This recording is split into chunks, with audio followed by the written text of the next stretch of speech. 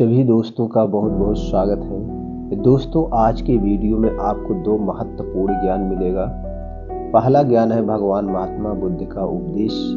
उसके बाद जानेंगे स्वास्थ्य से संबंधित बहुत ही महत्वपूर्ण जानकारी। तो चलिए दोस्तों, पहले भगवान महात्मा बुद्ध के उपदेश सुनते हैं एक कहानी के माध्यम से। एक गांव में धनी राम नाम का एक व्यापारी रहता था। उसकी गिनती शहर के अमीर व्यापारियों में होती थी, लेकिन अब वह केवल नाम का सेठ रह गया था। उसका बिजनेस बंद होने की कगार पर आ गया था। बिजनेस में हुए घाटे की वजह से उस पर लोगों का बहुत ज्यादा कर्जा बढ़ गया था। उसके दिन अब गरीबों की तरह कट रहे थे और उसकी हालात का कारण उसका स्वभाव था। वह बहुत ही शांत स्वभाव वाला व्यक्ति था। वह दूसरे की बातों पर बहुत जल्दी यकीन कर लेता था, इसीलिए उसे मूर्ख बनाना बहुत आसान था। चतुराई उसके अंदर थी ही नहीं। लोगों ने उसके सरल स्वभाव का फायदा उठाकर उसे इस हालात में पहुंचा दिया कि उसके कुछ चतुर दोस्तों, रिश्तेदारों और अन्य व्यापारियों ने उसके खिलाफ साजिश रचकर उसे अपनी चिकनी चुपड़ी बातों में ऐसा फंसा लिया, उसका बिजनेस बंद होने की कगार पर पहुंच चुका था। धनी राम सेठ इन चालाक लोगों की बातों को समझ नहीं पाया था, लेकिन अब वह अंदर से टूट चुका था। अब उसे अपनी गलतियों का एहसास हो रहा था। एक दिन धनी राम सेठ के सामने उन लोगों की सच्चाई सामने आ जाती है। वह सोचता है कि जिन लोगों को वह अपना समझता था, उन लोगों ने ही उसे धोखा दे दिया, जिसके कारण सेठ हमेशा अपनी हालात के बारे में सोचता रहता और खुद को कोसता रहता। अब उसके दिन बहुत ही तनाव वाले और उदासी के साथ बीत रहे थे। उसकी पत्नी अक्सर उससे झगड़ा करती थी। अन्य सेठ अब अपना कर्ज मांगने के लिए हर रोज उसके द्वार पर आते थे। एक लंबी सेठों की भीड़ ने उसे बहुत ही ज्यादा गहरे सदमे में डाल दिया था। वह अब उन सेठों से बचता बचता छिपने लगा था।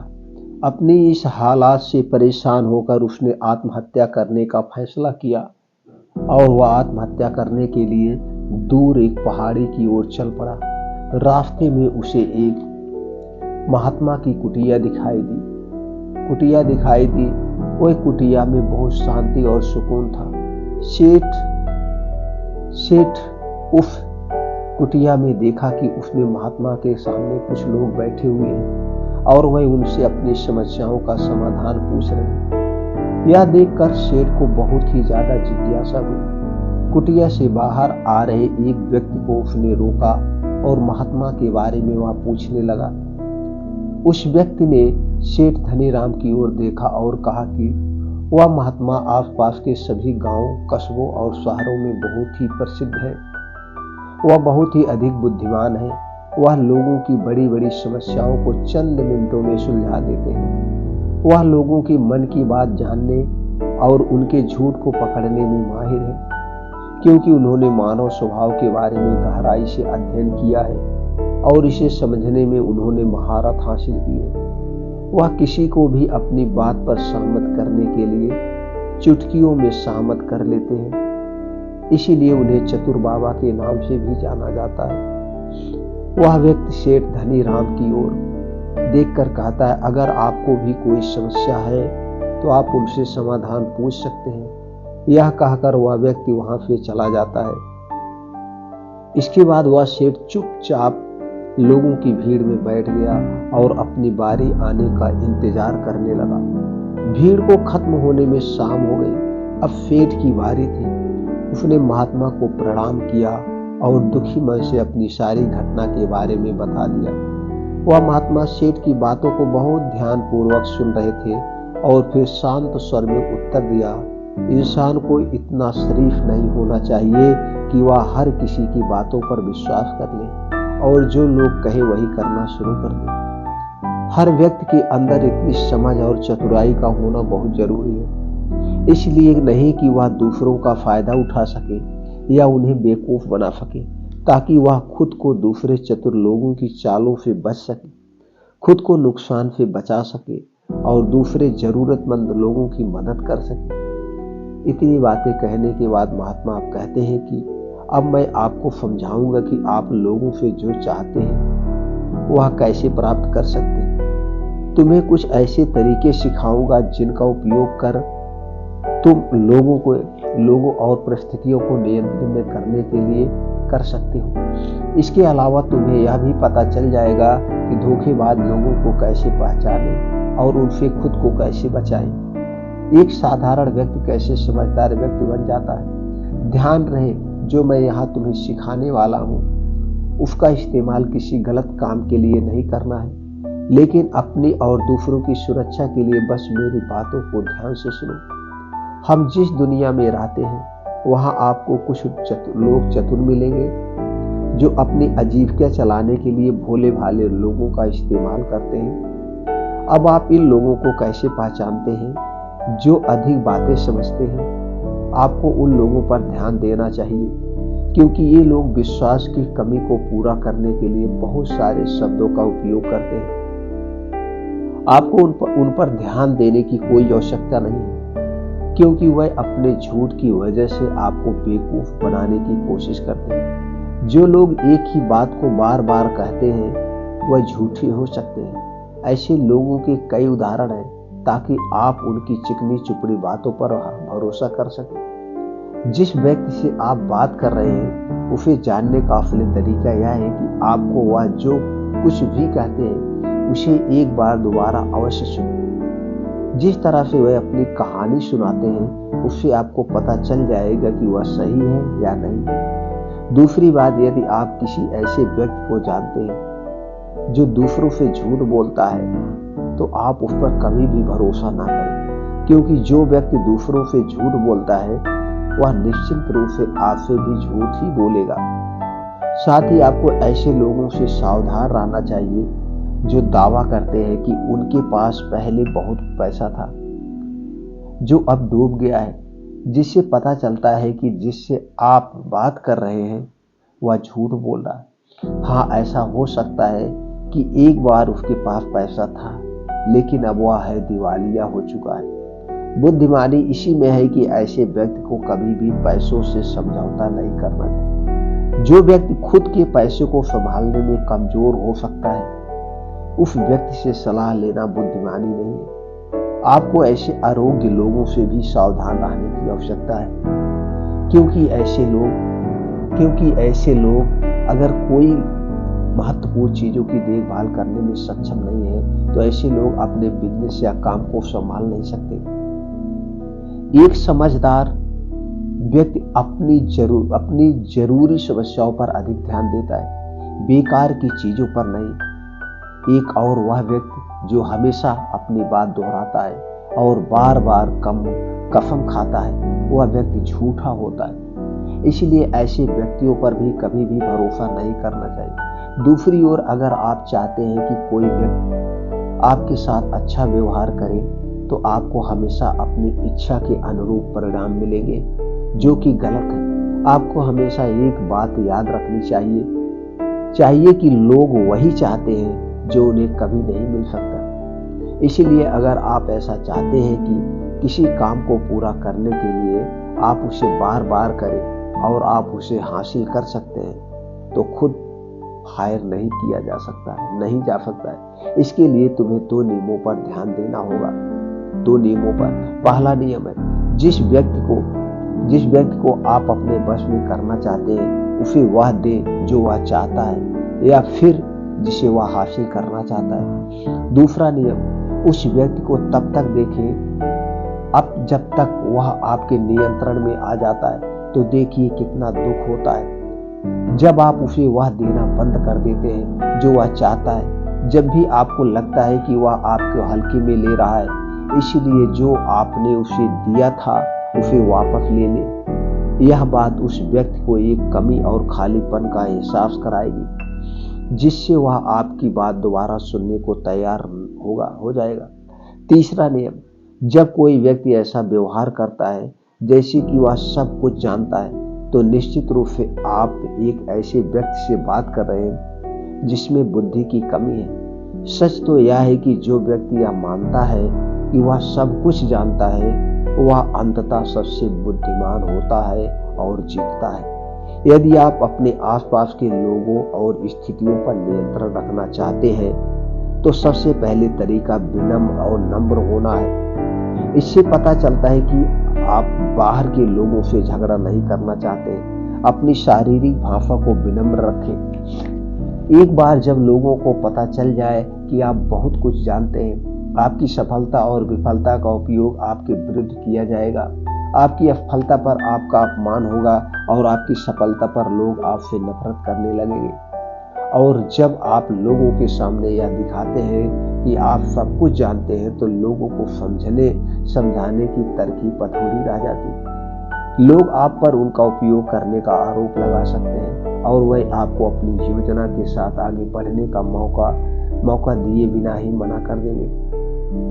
लोग हमारे निर्दोष, अज्ञानी और विनम्र होने के कारण हम पर संदेह नहीं करते हैं कि हम उनसे काम ले रहे हैं। जो व्यक्ति अपनी भावनाओं और जज्बातों को छुपाने में माहिर होता है वह दूसरे लोगों को आसानी से अपने वश में कर सकता है। जब लोगों को लगेगा कि आप विनम्र हैं और झगड़ालू स्वभाव से नहीं हैं तो वह आगे आकर आपकी मदद करना चाहेंगे और शायद तब वह आपको अपने बारे में जानकारी देंगे जिसका उपयोग आप उन्हें नियंत्रित करने के लिए कर सकते हैं। और वह आपको यह सारी जानकारी देंगे क्योंकि उन्हें यकीन है कि आप उनसे नहीं लड़ेंगे। जो व्यक्ति यह मानता है कि उसके अंदर सुधार की गुंजाइश है तो उसके सफल होने की संभावना कई गुना बढ़ जाती है। व्यक्ति के अंदर विनम्रता इसीलिए भी आती है क्योंकि वह सोचता है कि उसे बहुत कुछ सीखना है। लेकिन जो व्यक्ति यह सोचता है कि वह बहुत कुछ जानता है वह आसानी से मूर्ख बन जाता है। साथ ही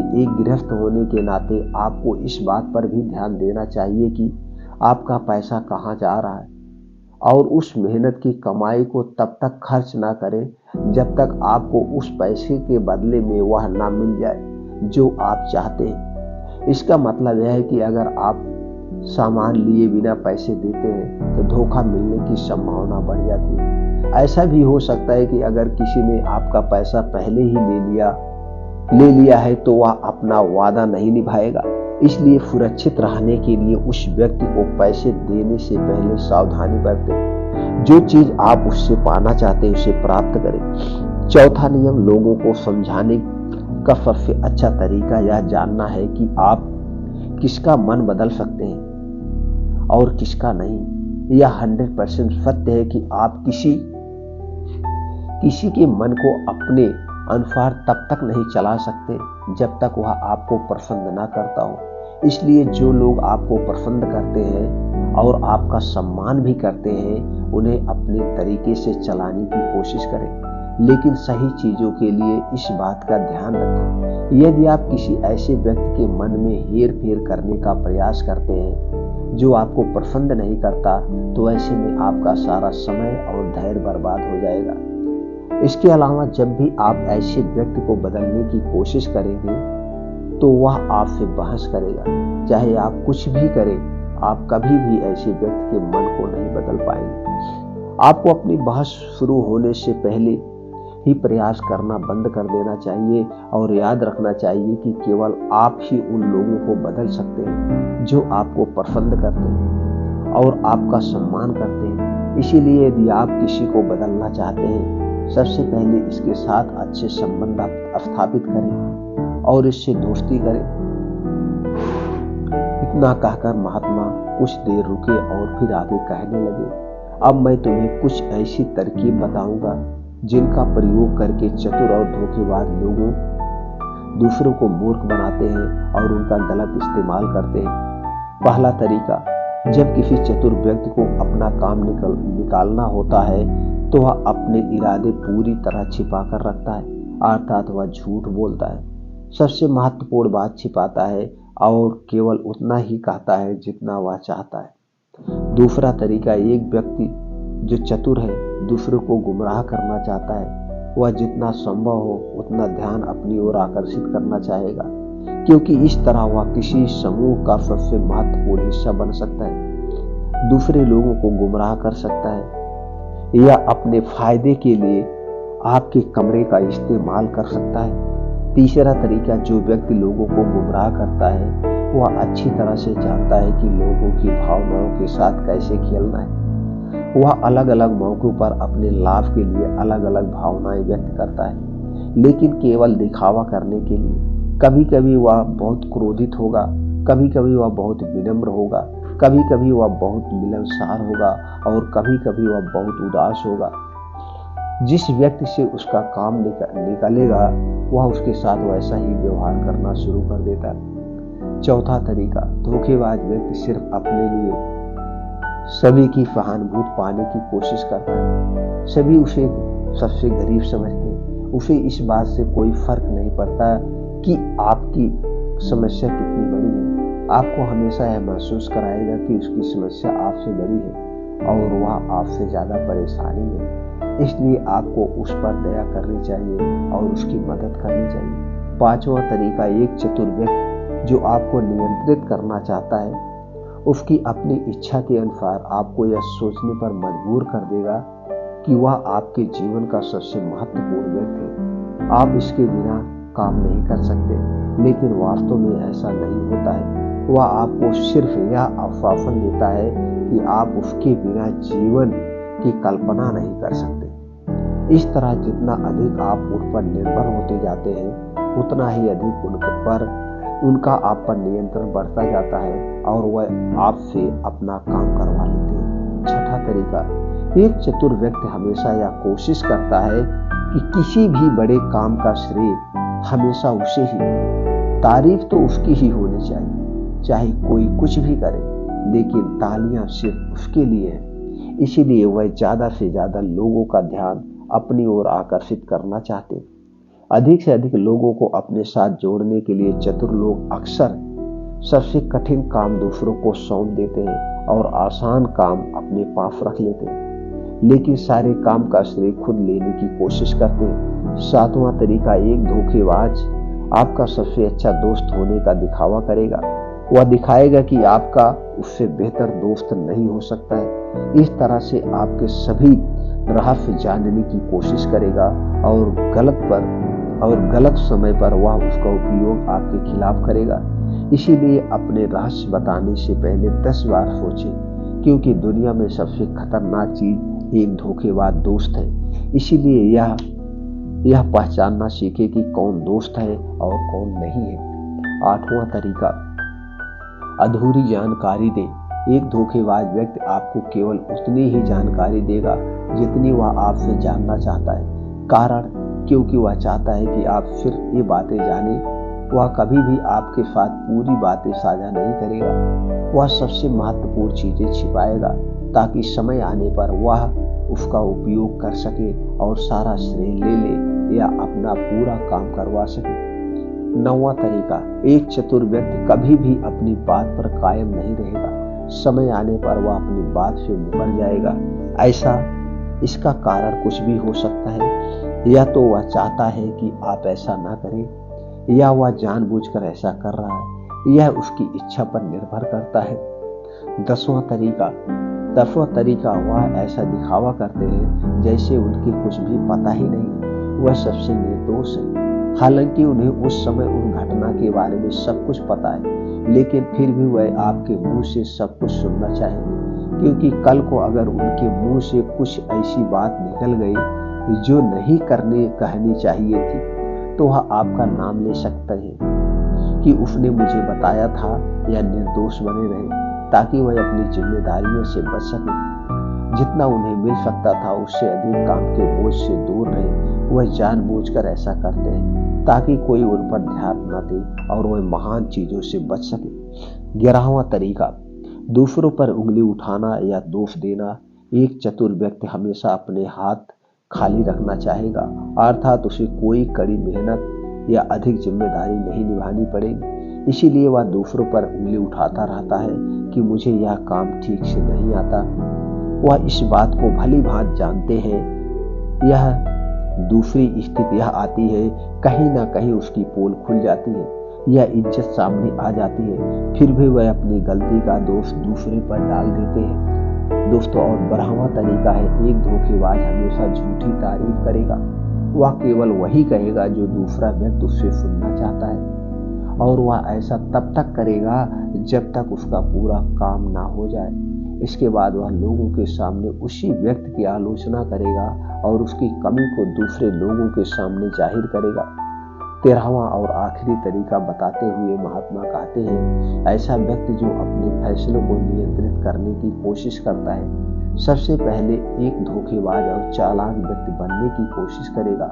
आपका सबसे अच्छा दोस्त और शुभचिंतक उसके बाद जब उसे विश्वास हो जाएगा कि आपने उस पर आंख मूंद कर भरोसा करना शुरू कर दिया है, तो वह आपके फैसले खुद लेने की कोशिश करेगा। वह आपको यह महसूस कराएगा कि उसने आपके लिए जो फैसले लिए हैं उससे आपको फायदा होगा। चतुर व्यक्ति को फायदा होने वाला है, तो ये तो थे ही वह तरीके जिनसे आप लोगों को अपनी बात मनवाने के लिए इस्तेमाल कर सकते हैं और चतुर और धोखेबाज की पहचान कर सकते हैं।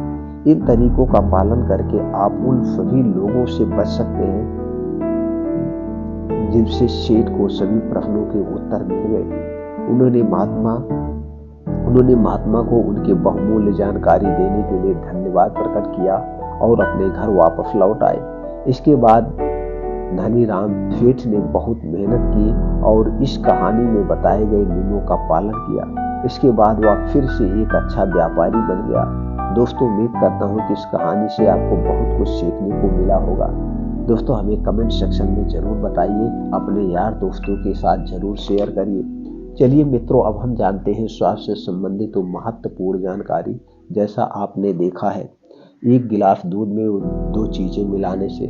जी हाँ दोस्तों, इसको समझने के लिए थोड़ा सा हम अपने शरीर के बारे में जानते हैं। दोस्तों, ये हमारा शरीर 5 तत्वों से बना है, यानी पोषक तत्वों से बना है, प्रोटीन से बना है, विटामिन से बना है। जिन 5 तत्वों से पृथ्वी बनी है, उन्हीं 5 तत्वों से हमारा शरीर भी बना है।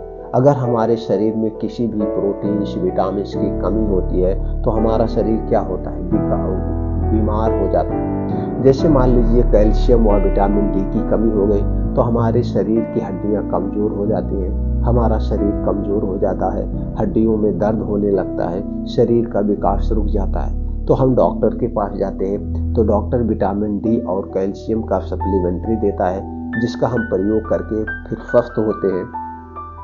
और डॉक्टर हमें सलाह देता है कि आप अपने डाइट में पौष्टिक चीज़ों का प्रयोग करिए जिसमें कैल्शियम और विटामिन डी पाया जाता है। तो आप क्या करते हैं, दूध, दही, मट्ठा, पनीर, अंडे, सारी चीज़ें आप खाने लगते हैं। तो दोस्तों, आप समझ गए। दूसरा तरीका है कि जब हम बीमार पड़ते हैं, हमारे शरीर में 3 दोष पाए जाते हैं, वात दोष, पित्त दोष और कफ दोष। जब आपके शरीर का ये 3 दोष डिसबैलेंस होता है, यानी बढ़ जाता है, तभी आपके शरीर में बीमारियां होती है। वात दोष, पित्त दोष से संबंधित चैनल पर बहुत सारी वीडियो पड़ी है। दोस्तों, आप ना देखे हो तो देख लीजिए, आप 100% निरोगी बने रहेंगे अगर आपने वात, पित्त, कफ को बढ़िया से समझ लिया।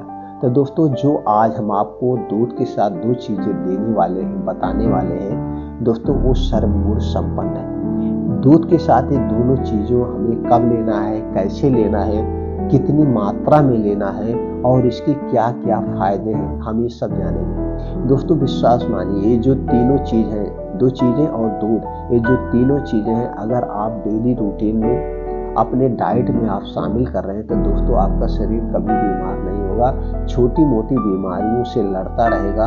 और यही छोटी मोटी बीमारियां बड़ी बीमारी बनती है। तो जब ये छोटी मोटी बीमारियां होने नहीं देगा तो बड़ी बीमारी होगी नहीं, आप स्वस्थ व निरोग बने रहेंगे। तो चलिए दोस्तों, तीनों चीजों के बारे में जान लेते हैं, कौन कौन से प्रोटीन, विटामिन पाए जाते हैं, फिर ये जानते हैं हमें कब लेना है, कैसे लेना है और इसके क्या क्या फायदे हैं। तो दोस्तों, पहली चीज है दूध। दूध में क्या पाया जाता है, protein, calcium, riboflavin, vitamin A, vitamin B1, vitamin B6, vitamin B12, vitamin D, phosphorus, magnesium, iodine, antioxidant जैसे छोटे मोटे और प्रोटीन विटामिन पाए जाते हैं। दूसरी चीज है दोस्तों हल्दी। हल्दी में क्या पाया जाता है, हल्दी में करक्यूमिन टाइप का एक ऐसा तत्व पाया जाता है जो कैंसर जैसे सेल को मारने की क्षमता रखता है, कैंसर जैसे रोग से बचाता है। तो दोस्तों, करक्यूमिन पाया जाता है, protein, carbohydrate, calcium, fibre, iron, copper, zinc, phosphorus, vitamin B6, vitamin C, vitamin E, vitamin K, antioxidant, antibiotic, anti inflammatory, antibacterial जैसे छोटे मोटे और प्रोटीन्स, विटामिन पाए जाते हैं। अगली चीज जो है दोस्तों है काली मिर्च। काली मिर्च दोस्तों आप जानते ही मसालों का राजा है। हमें काली मिर्च अपने खाने में जरूर प्रयोग करना चाहिए। अब काली मिर्च में क्या क्या पाया जाता है? इसमें पाया जाता है vitamin A, vitamin C, vitamin E, vitamin K, antioxidant, sodium, potassium, phosphorus, anti inflammatory, antibacterial जैसे छोटे मोटे प्रोटीन, विटामिन पाए जाते हैं। अब तीनों चीजों के बारे में आप दोस्तों समझ गए, इसमें कौन कौन से प्रोटीन, विटामिन पाए जाते हैं, इसके गुणधर्म क्या है। अब हम इसके फायदे के बारे में जानते हैं, फिर जानेंगे प्रयोग कब करना है। दोस्तों इस शरीर की रोग प्रतिरोधक क्षमता को बढ़ाता है। अगर हमारे शरीर की रोग प्रतिरोधक क्षमता स्ट्रांग है तो हमें कोई भी बीमारी नहीं होती है। सारी बीमारियों को हमारा शरीर खुद नष्ट कर देता है। दूसरा फायदा है दोस्तों वात, पित्त, कफ को बैलेंस रखता है, पाचन तंत्र को मजबूत बनाता है, कैंसर जैसे रोग से बचाता है, सर्दी, खांसी, जुकाम से बचाता है, कब्ज की समस्या से राहत दिलाता है, आंखों की रोशनी बढ़ाता है, आंखों की बीमारी से बचाता है, बालों को टूटने व सफेद होने से बचाता है, बालों को काला व घना बनाता है, दिल की बीमारी से बचाता है, लीवर की बीमारी से बचाता है, आंतों को डिटॉक्स करने में फायदेमंद है, जोड़ों का दर्द, कमर का दर्द, गठिया का दर्द से समस्या से राहत दिलाता है, शरीर की सूजन को कम करता है, शरीर की नसों को मजबूत बनाता है, खून की कमी को दूर करता है, कोलेस्ट्रॉल की बीमारी से बचाता है, दिल को स्वस्थ रखता है, हड्डियों और मांसपेशियों को मजबूत बनाता है, हड्डियों और मांसपेशियों को, डायबिटीज से बचाता है, शरीर को संक्रमण रोग से बचाता है। इतने सारे इसके फायदे हैं। तो दोस्तों अब हम यहाँ पे ये जानने की जरूरत है हमें कब लेना है, खास करके यही सबसे ज्यादा इम्पोर्टेंट होता है, कब लेना है, कितनी मात्रा में। तो दोस्तों आपको लेना है 1 गिलास दूध। अगर दूध गाय का मिल गया तो जान लीजिए अमृत के समान है। क्यों दोस्तों? गाय का दूध हल्का होता है, जल्दी पचता है, भैंस का दूध मोटा होता है और ये जल्दी डाइजेस्ट नहीं होता है।